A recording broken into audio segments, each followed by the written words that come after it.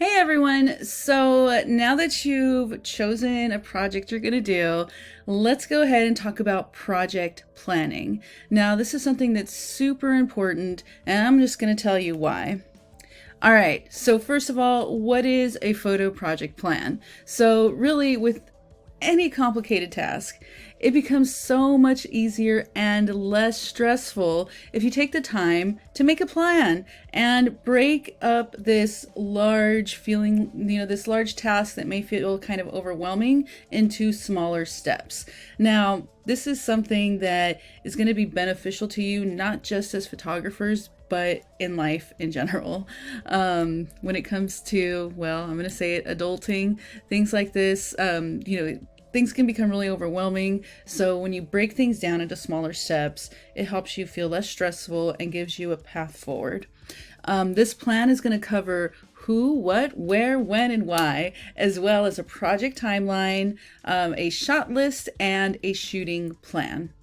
And I'm going to walk you through all of these, so just hold on for a moment. Now, the why will probably take the most thought, but this will help you lead your decisions. When you start to feel like overwhelmed or you're not exactly sure what you're communicating in your photos, remembering what the why is can help you figure out what you're doing and get you back on track. So, some tips that are going to help you out. First off is don't skip this part. Don't skip the planning research phase. It might feel like, you have a lot to do already in your life, and so this might be a waste of time, but just trust me, okay? It's better to take the time to do this now instead of having all of these thoughts, your worries, your to-do lists all floating around in your head, waiting to culminate into a giant meltdown. Get it down on paper that doesn't have to be printed out. It could be digital, and it will help you feel less stressed out. The biggest thing I can say is make it personal. If you're still trying to figure out what exactly it is that the project that you want to do, make it about yourself somehow. Pick something that is personal or specific to your life, because how are you going to communicate something that you don't know about? It's going to be easier to communicate something that you know about very well. So that's why making it personal can make the strongest photo projects. In your brainstorming, which is going to be part of the planning process, you can write all these things down and it'll help you lead you to your main topic.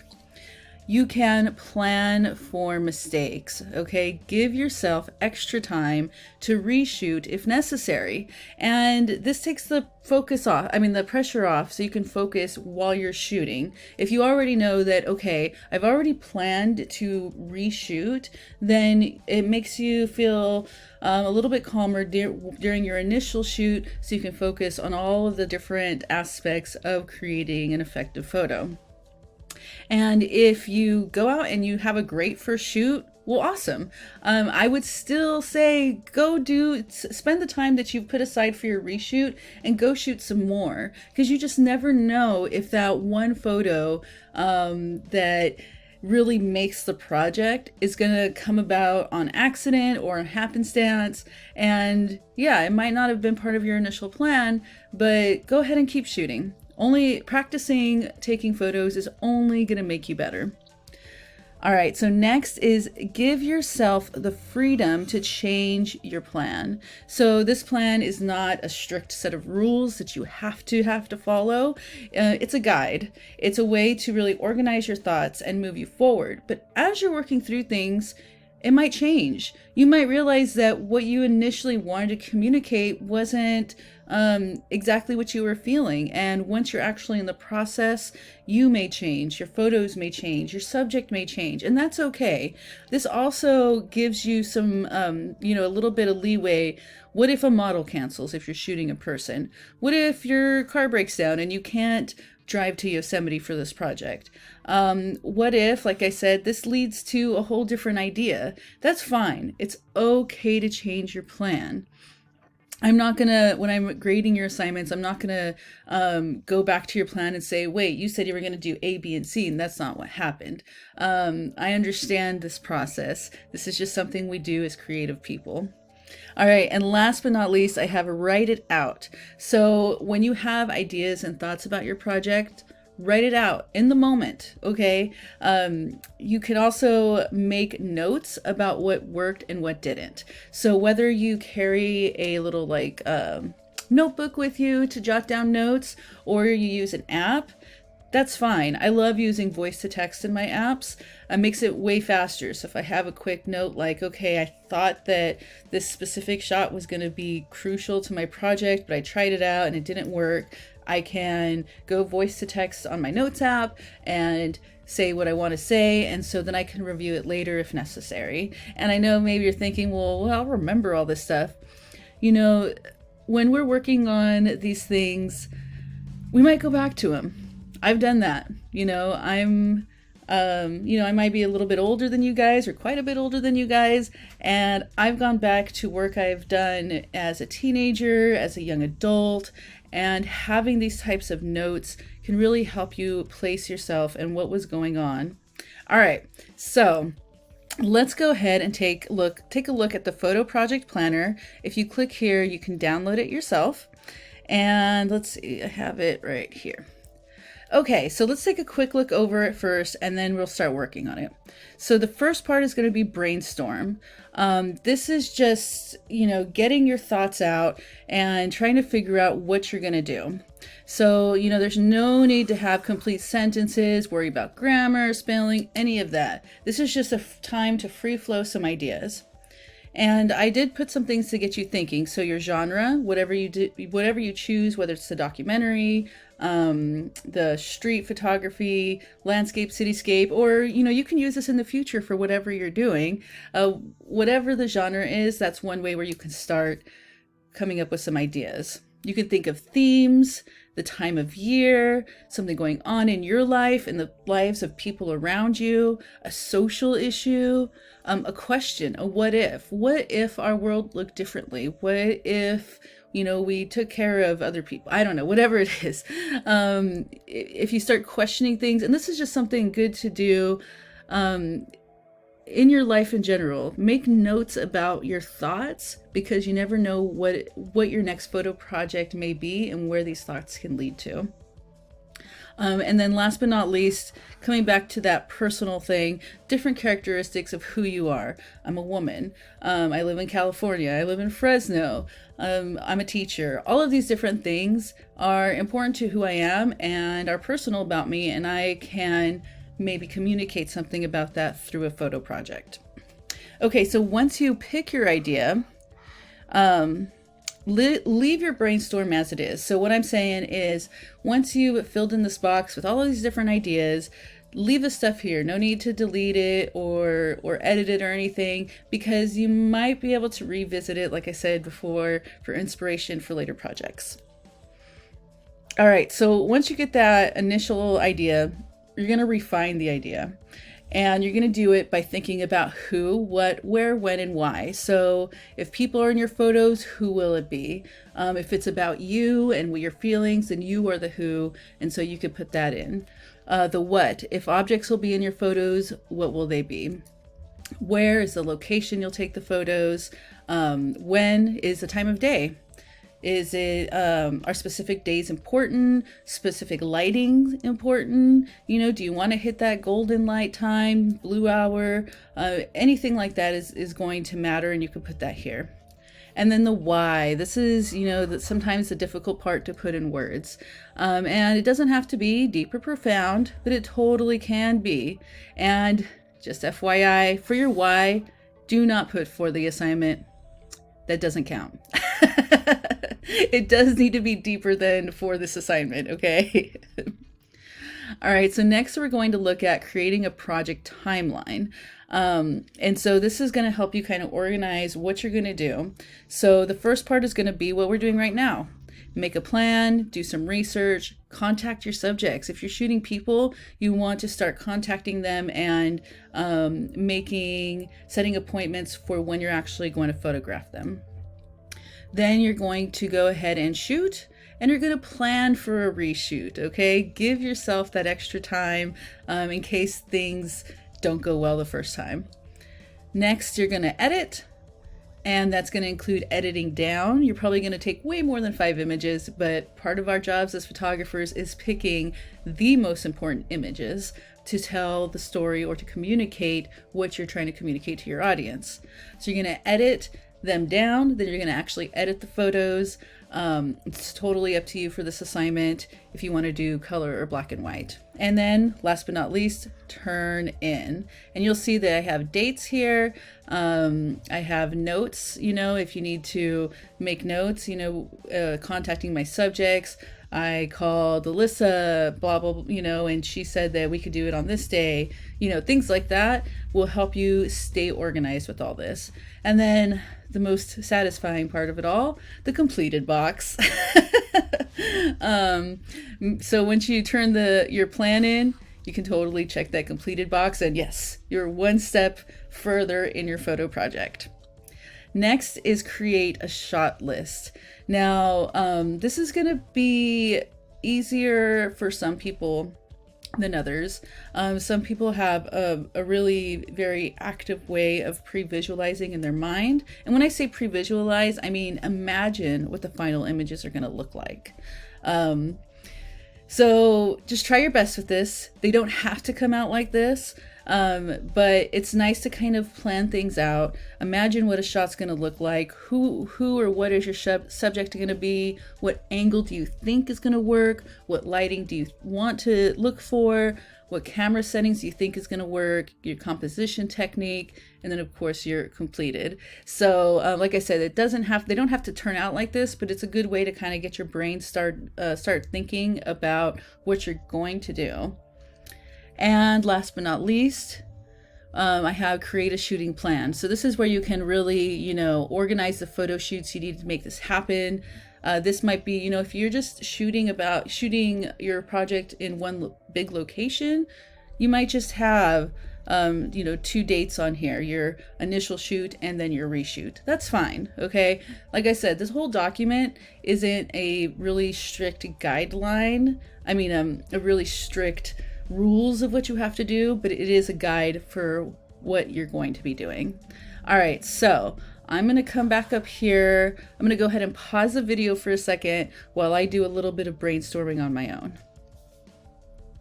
Okay guys, so I started my brainstorm, and to be honest, I kind of got in a roll and I just filled out the whole thing. So let me, and this is what happens. You start with an idea and it just starts to snowball, and you just have to keep moving with the momentum sometimes. So let me show you what happened.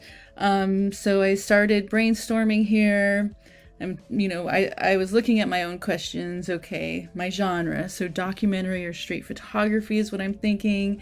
And, this is something that I kind of been thinking about a lot because I take a walk every morning, is the good and bad about my neighborhood. And after I wrote all this out, it got me thinking about my own biases. That's a whole nother thing. Let me just get through this first.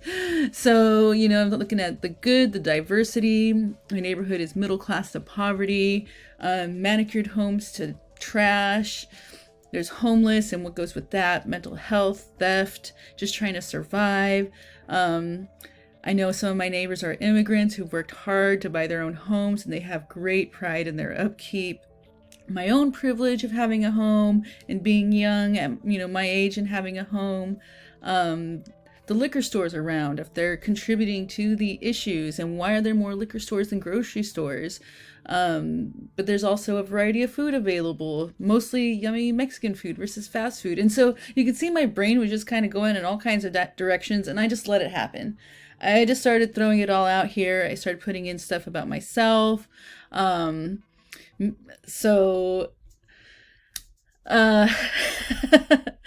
So yeah, and you can see just from this brainstorm, there's probably like 5 different photo projects in here to do. So I said, all right, let me step back for a second. A lot of these photo projects are pretty deep and would probably take a lot more time than 2 weeks. So I stepped back and said, okay, what can I do in 2 weeks? I decided to go with my neighborhood, the good and the bad. So then I went on to refine my idea. pick one of my ideas. And for this, I put my answers in italics to kind of help me see it better.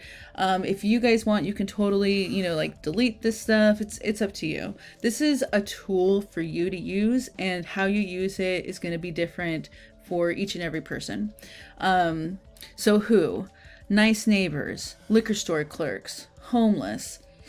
What? Manicured lawns, graffiti, trash, where? My neighborhood. And then I was like, well, what would I be considered my neighborhood? And I decided to give myself the constraint of not being able to go 1 mile from my house. But you know what? I might even make that shorter. I might make it 1 block. I don't know, but that's just my own little rule that I threw in there. Of course, I can change that if I want. What time of day? I'm thinking early morning to get that nice golden hour light. And then at night, because things change drastically in my neighborhood from day to night. And why am I taking this photo? So this is the hard part. So for me, I want to show the vast differences of my neighborhood, how it can go from looking like an ideal American dream to run down with trash. This will possibly explore what contributes to this and begs the question, is the rundown feeling why homes are more affordable in my neighborhood and therefore contribute to some families being able to achieve the American dream of owning their own home? Woo, it's getting deep, and I'm starting to tear up a little. It's a little emotional thinking about all these things. Yeah, so anyways, next I went to create a project timeline. So I'm going to organize the steps I need to do to complete this. So I make my plan, research, contact subjects. I'm going to finish this on the 27th. It's not due till the 29th, but for me personally, I like to get things done early, so I have more time for reshooting if necessary. And I do need to go ahead and research some of the economic social issues of my area. Is there a reason for this? I want to look up specifically if my area is historically a redlined area. And if you guys don't know what that is, back when Fresno, every city has a plan of what they're going to do. And I don't know the exact years, but probably around 100-ish years ago, maybe it was sooner, like in the 1950s, I'm not sure, redlining was happening, which means that they took a map of Fresno and they said, okay, this area is not an area that is very desirable, so therefore that's going to be an area primarily for people of color. And so you can just imagine how, the ramifications of this. Why is it that there's some parts of Fresno that are really nice looking and some that, aren't? Is it because of the people, or is it because of the services the city offers, or what's around the area? These are some deep questions, y'all. So I need to look into this a little bit more. So I'm planning on the 28th going out and shooting. I'm going to take a walk in the morning. I do want to do some night shots, and so I want to make sure I have someone with me for those. So I need to call some friends and see if they can come with me at night. I'm going to plan for the 29th for reshooting. You'll notice that I don't have editing till the 3rd. That's because I'm going to give myself extra time in case I can't find someone to walk with me at night. So I have, the 30th and the 31st, isn't going to work for my schedule, but the 1st and the 2nd could, so I'm giving myself a little bit more room here. And for the editing, I did put a note here that I was thinking black and white at first, but I do think I'm going to go color to show the vibrancy of the positive contrasting with the negative aspects.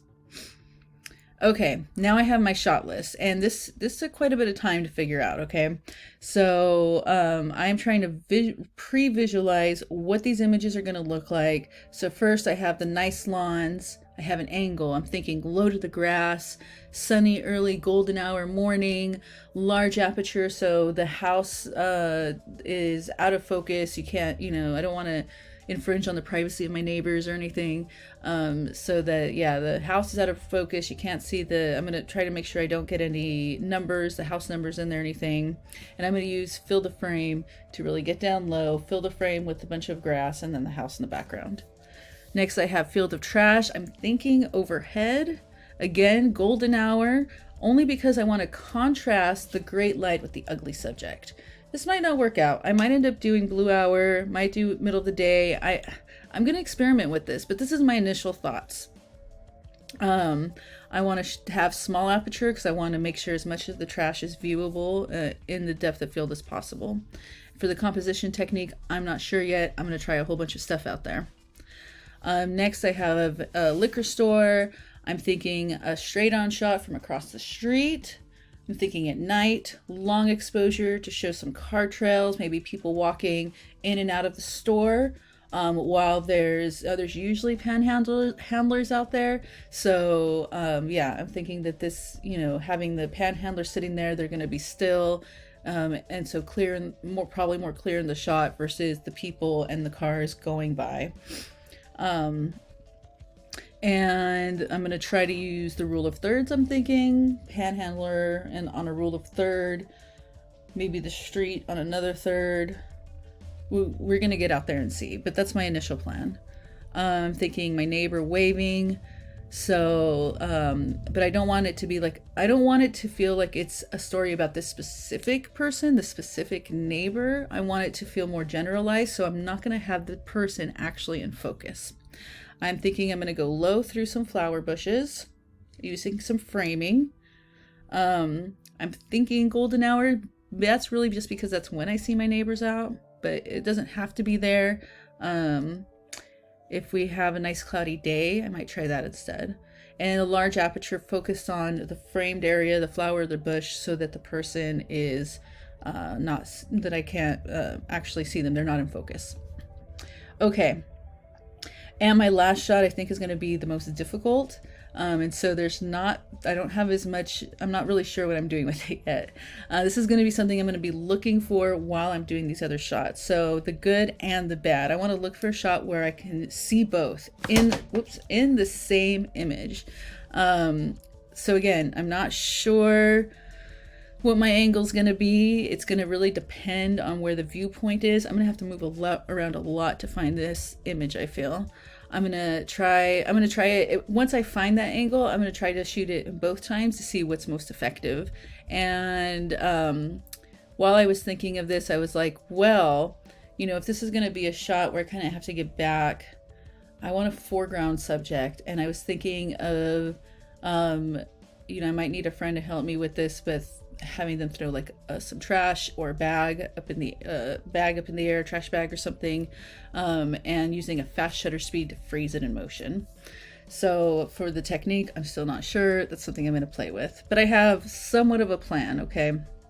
And then my shooting plan. So this isn't very much filled out, and that's because, what I'm doing doesn't really need me to do this much planning. Now, if you're working with people, that's definitely going to be, this shooting plan is definitely going to be something that's more important for your style of shoot. Okay. So, you want to just make a plan for who you're meeting with, where you're meeting them with, any notes. And so for mine, I planned, I'm going to have these 4 days to possibly take photos. And really my big consideration is I need to see when my friends are available for some night shoots. Okay, guys, so I'm expecting you guys to take probably about an hour at least just on this part.